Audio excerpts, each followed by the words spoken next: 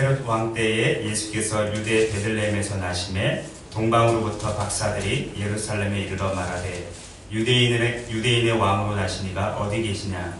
우리가 동방에서 그의 별을 보고 그에게 경배하러 왔노라 하니 헤롯 왕과 온 예루살렘이 듣고 소동한지라. 왕이 모든 대제사장과 백성의 서기관들을 모아 그리스도가 어디서 나겠느냐 물으니 이르되 유대 베들레헴이오니 이는 선지자로 이렇게 기록된 바 또 유대 땅 베들레헴아 너는 유대 고을 중에서 가장 작지 아니하도다.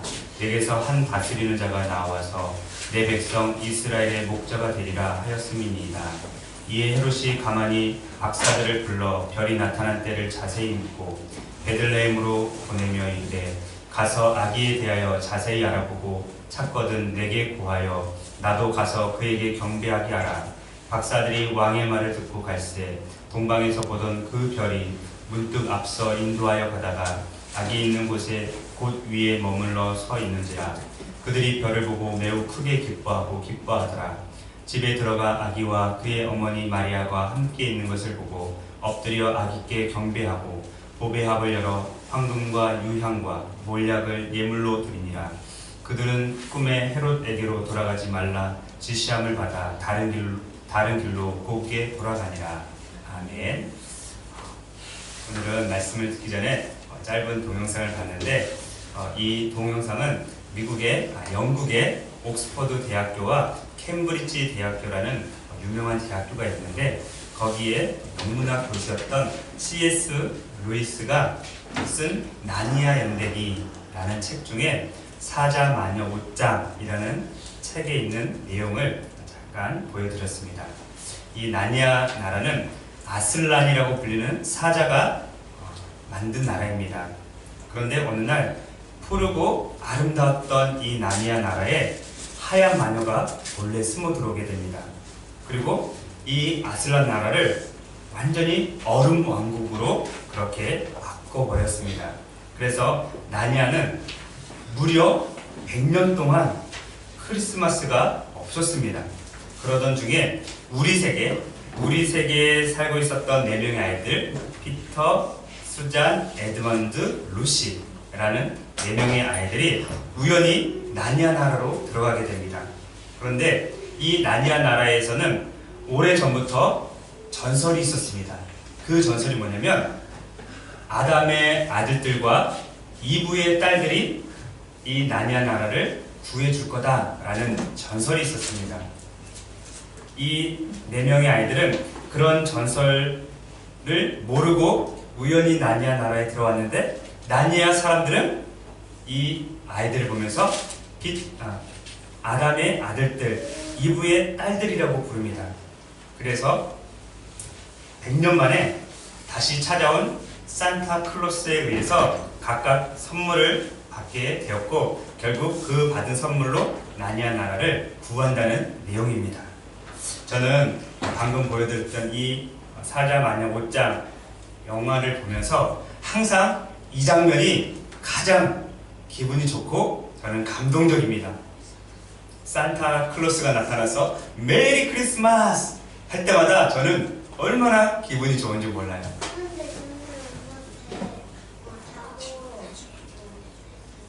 그래요? 나중에 얘기해 주세요.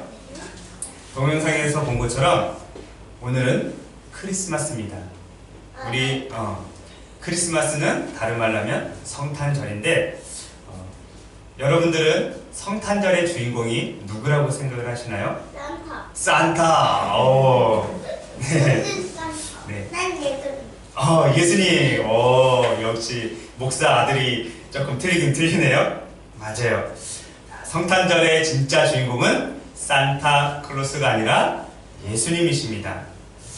예수님은 하늘에서 하나님의 아들로 태어나셨고 삼위일체 중에 제2위의 인격을 가지신 하나님이십니다.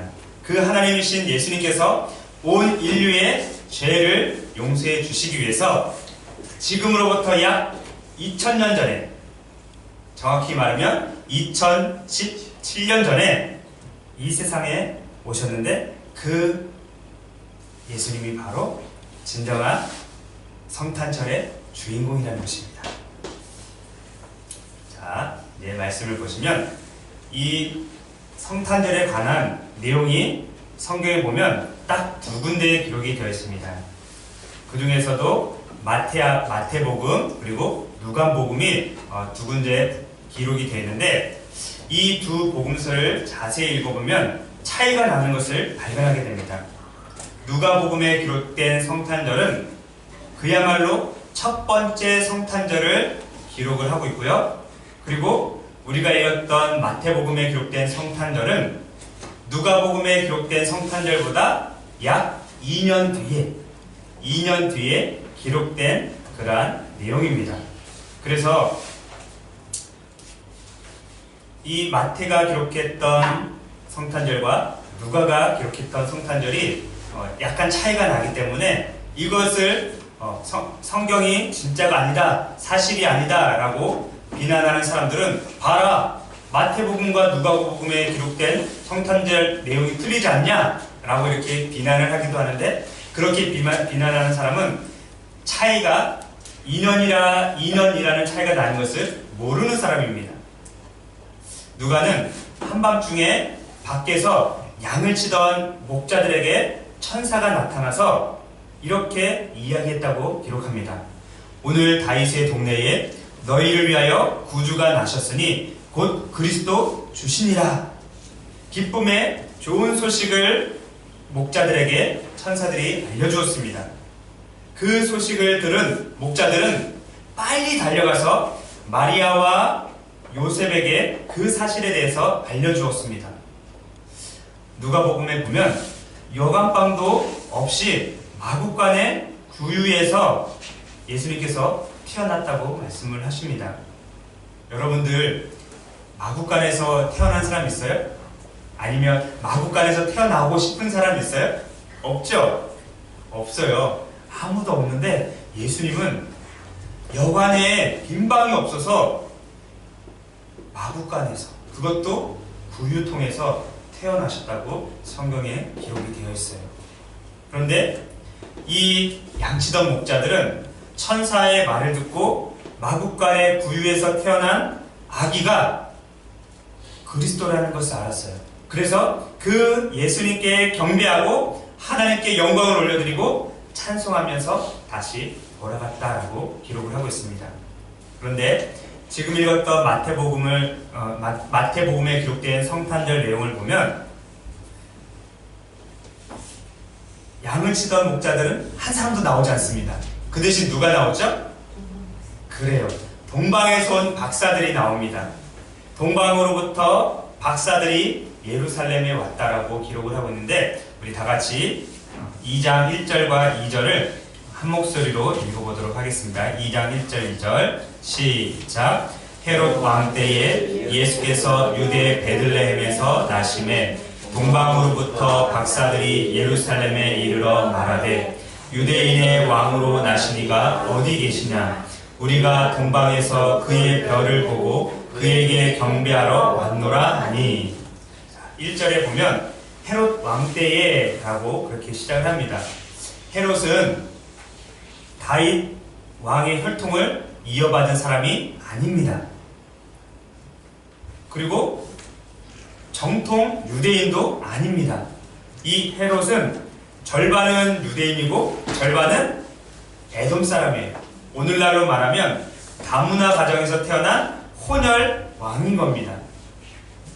그렇기 때문에 사람들에게, 정통 유대인들에게 인정을 받기 위해서 아주 선한 일, 자기 나름대로 선한 일을 했는데, 그게 뭐냐면 무너져 있던 예루살렘 성전을 건축한 겁니다. 그런데 그렇게 하면 뭐합니까? 이 헤롯 왕은 자기의 이익을 위해서라면 어떤 일이든지 할 수 있는 사람이었습니다. 심지어는 자기 아들까지 죽였던 사람이에요. 자난무도한 사람이었죠. 예수님, 근데 이 헤롯 왕이 예수님께서 태어나기 전부터 이미 유대의 왕으로 이스라엘을 다스리고 있었어요. 주전 37년, 그러니까 예수님께서 태어나기 37년부터 주후 4년, 까지 약 40년에 걸쳐서 유대 땅을 다스리는 왕이었어요. 백성들이 속으로는 다문화 가정에서 태어났고 혼혈 왕이기 때문에, 그리고 잔혹무도한 왕이기 때문에 속으로는 인정하지 않을지라도 겉으로는 환영을 해줬단 말이에요. 그런데 어느 날 뜬금없이 동방에서 온 박사들이라는 사람들이 겁도 없이 예루살렘 성에 들어와서 유대인의 왕으로 나신 이가 어디 계시냐? 우리가 그의 별을 보고 그에게 경배하러 왔노라 라고 지금 말을 하고 있는 것입니다. 동방에서 온 사람들은 박사들이라고 기록을 하고 있는데 1절을 다시 한번 보세요. 1절 박사들이라는 단어 앞에 작은 숫자 1이 써 있죠? 네, 그리고 밑에 보면 점성가들이라고 되어 있는데, 이 점성가들은 헬라어로 하면 마고이 또는 마고라고 합니다. 점성가들은 밤하늘에 떠있는 별들을 연구하면서 점을 치는 사람들이에요. 그래서 어떤 신학자는 이렇게 이야기를 합니다. 고대 세계에서 대부분의 사람들은 점성술을 믿었으며 그것은 놀라운 일이 아니다. 천체의 일정한 주기는 우주에 고정된 질서를 나타내었기 때문이다 라고 이야기를 합니다. 그러니까 예수님 당시에, 그리고 그 이전부터 대부분의 사람들은 점성술을 믿었다는 거예요. 그래서 이 박사들은 아주 실력 있는 사람들이고 능력 있는 사람들이었던 거죠.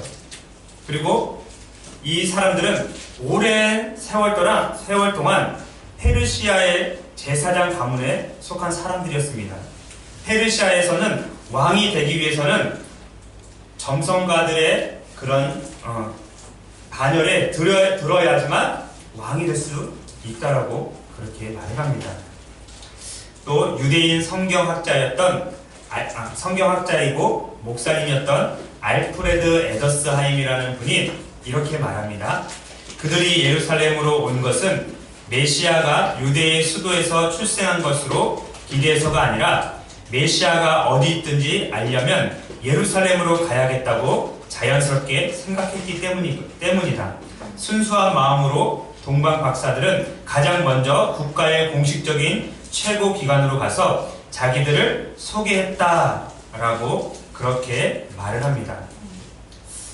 그렇지만 아무리 이 박사들이 순수한 마음을 가지고 예루살렘 성전에 와서 유대의 왕으로 나신 이가 어디 있느냐? 우리가 경배하러 왔다 라고 했다면 그 말을 듣고 좋아할 사람은 없을 것입니다. 왜냐하면 이미 거의 40년이 가까운 세월 동안 헤롯이라는 왕이 유대를 다스리고 있었기 때문입니다. 이미 헤롯 왕은 심기가 불편해질 대로 불편해지는 상태입니다. 왕뿐만 아니라 백성들까지 심기가 불편해 있었습니다. 그래서 성경은 헤롯 왕과 온 예루살렘이 듣고 소동했다, 웅성웅성 거린 겁니다. 지금 우리 왕이 계신데, 우리 임금님이 계시는데 또 다른 임금님이 태어났다고? 그러면서 사람들이 웅성웅성한 겁니다. 더 이상 참고 기다릴 수 없었던 헤롯 왕은 모든 대제사장들과 서기관들을 궁궐로 모아들입니다. 그리고 이렇게 말합니다. 여봐라, 그리스도가 어디에서 나는지 알아보아라. 그랬더니 조금도 망설이거나 또 두루마리 성경을 쫙 펼쳐놓고 어디 있지? 라고 찾아본 게 아니라 이미 미가 선지자의 예언의 말씀을 너무나도 잘 알고 있었던 대제사장들과 서기관들은 단숨에 유대 베들레헴입니다 라고 대답을 했습니다. 미가서 5장 2절에 이렇게 기록이 되어 있습니다. 베들레헴 에브라다야, 너는 유다 족속 중에 작을지라도 이스라엘을 다스릴 자가 내게로 나올 것이라. 그의 근본은 상고에 영원에 있느니라. 본문을 기록했던 마태는 이미 미가 선지자가 했던 이 예언의 말씀을 너무나도 잘 알고 있었던 사람입니다. 그래서 이 미가서 5장 2절 말씀을 인용을 하면서 이렇게 말합니다. 한번 성경을 보시기 바랍니다. 6절입니다. 또 유대 땅 베들레헴아 너는 유대 고을 중에서 가장 작지 아니하도다. 내게서 한 다스리는 자가 나와서 내 백성 이스라엘의 목자가 되리라 하였습니다. 유대 땅 베들레헴은 예루살렘에 비하면 아주 촌동네입니다. 그런데 베들레헴이 비록 촌동네이지만 이스라엘에서는 아주 유명한 동네입니다. 왠지 아세요? 왕이 나왔기 때문에. 우리나라도 예를 들면 어떤 대통령이 강원도 꼴짜기에서 태어났어요. 그러면 그 동네는 현수막이 붙죠. 대통령이 태어난 동네, 그리고 대통령이 살던 집은 초가집이라도 대통령의 생가라고 하면서 많은 사람들이 찾아오고 유명해진 겁니다. 마찬가지로 이 베들레헴은 촌동네였지만 이스라엘 사람들이 가장 좋아하고 존경하는 다윗 왕이 태어났던 동네이기 때문에 이스라엘에서는 엄청 유명한 동네였습니다. 작년에 성지순례를 갔는데 이 예수님이 태어났던 베들레헴에 가봤어요.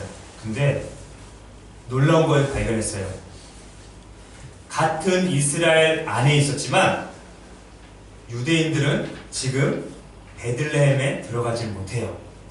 그리고 베들레헴 입구에 얼마나 높은 벽을 세워놨는지 아마 건물 한 2, 3층 정도 되는 건물 2, 3층 정도 되는 높이의 벽을 세워놨어요. 그러니까 담을 타고 넘어가지도 못해요. 그거를 보이는 것도 아니라 시멘트 콘크리트 벽돌을 세워놨어요. 그런데 우리처럼 외국인들은 들어갈 수 있어요.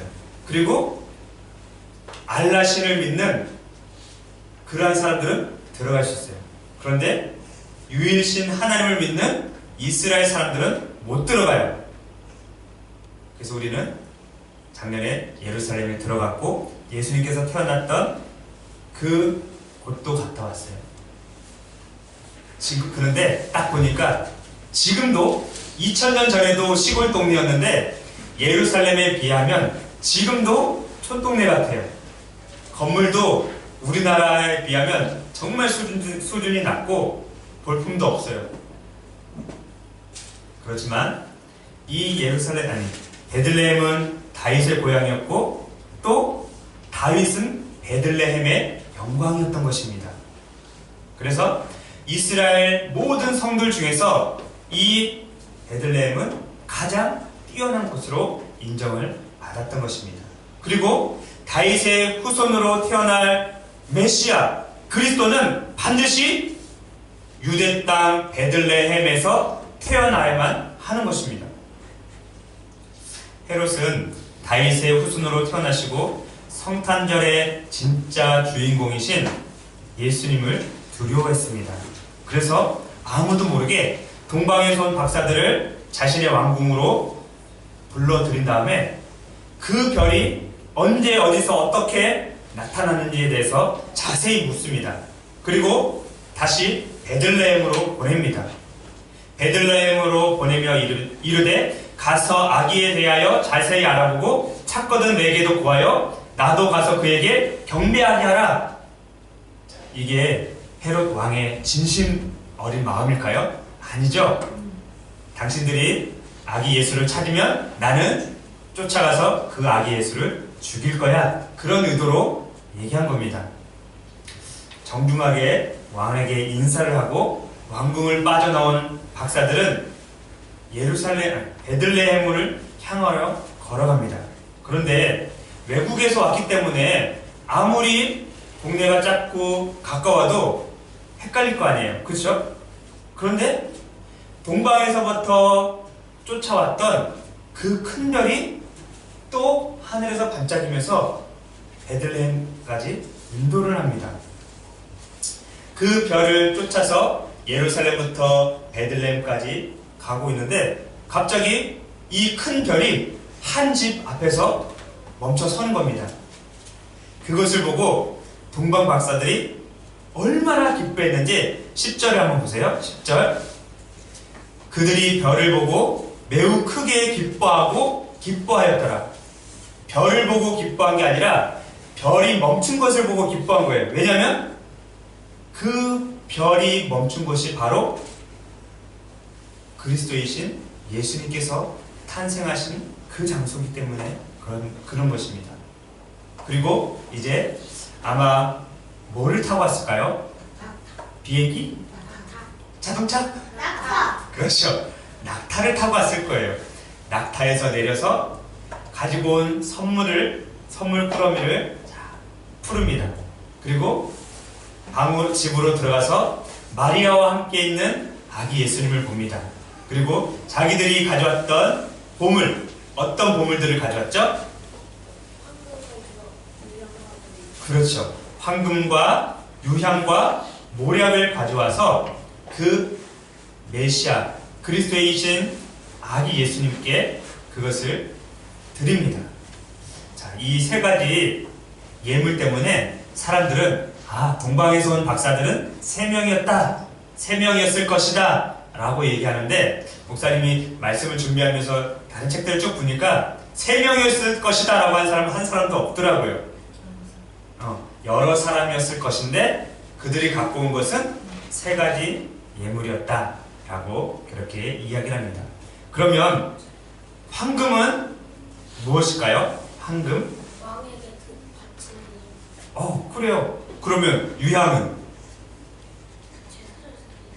자, 보세요. 황금은 왕의 금속이라고 부릅니다. 왕의 금속. 그래서 황금을 아기 예수님께 드렸다는 것은 예수님을 왕으로 인정했다는 것이에요.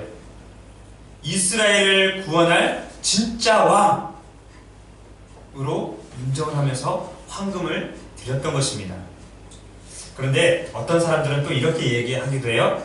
아기 예수님을 죽이려는 헤로스로부터 탈출하는 데 필요한 자금을 요셉에게 공급하기 위해서 황금을 드렸다 라고 얘기도 하는데 틀린 말은 아닐 것 같아요. 왜냐하면 애굽으로 도망치려면 분명히 돈이 필요하거든요.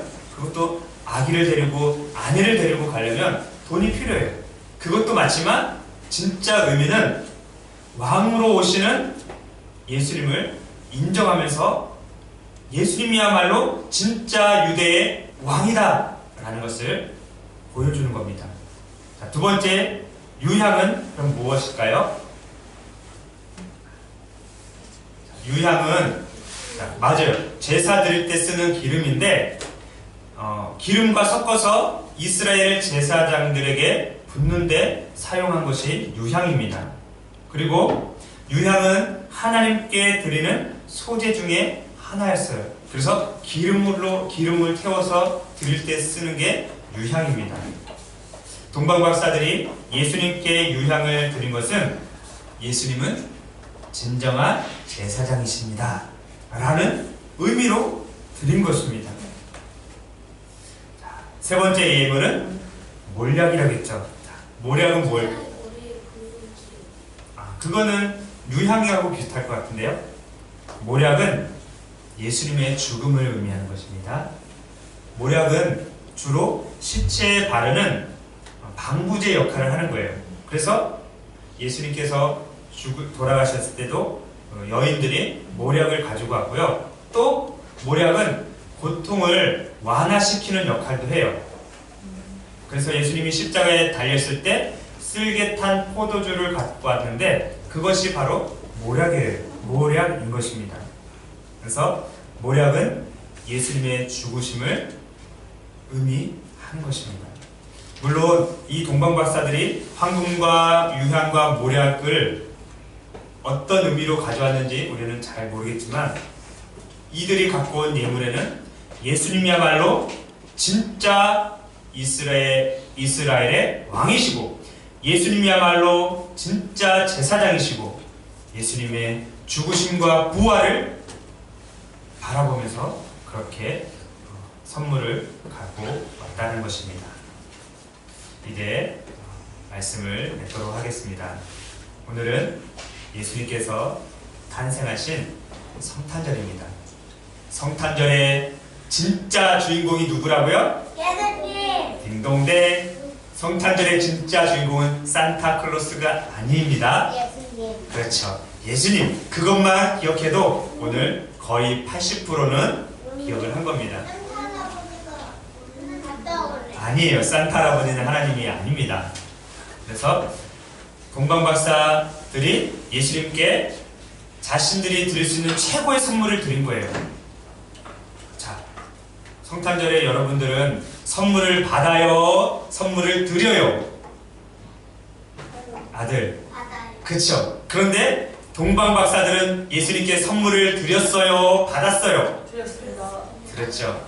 우리가 황금과 모략과 유향을 드릴 수는 없겠지만 우리의 마음을 다해서 우리의 몸을 들여서 하나님께, 하나님이신 예수님께 우리를 드리는, 우리의 최선을 드리는 그러한 삶을 살아가시는 저와 여러분들이 다 되시기를 주님의 이름으로 축원드립니다. 기도하겠습니다.